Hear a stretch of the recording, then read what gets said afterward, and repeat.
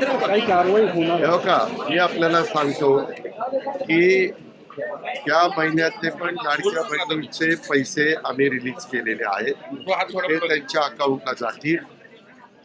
ही योजना ज्यावेळेस आणली त्यावेळेस अतिशय चांगल्या भावनेनी ज्या गरीब महिला आहेत त्यांना काही ना काही आपल्याला कशा सहकार्य करता येईल म्हणून ही योजना आणलेली आहे. त्याच्यात मधल्या काळामध्ये पण तुम्ही बघितलं काही जण नोकरी करणाऱ्यांची पण नावं आली. जसं जसं एक एक गोष्टी लक्षात येत आहे तसं तसं आम्ही ती नावं कमी करतोय.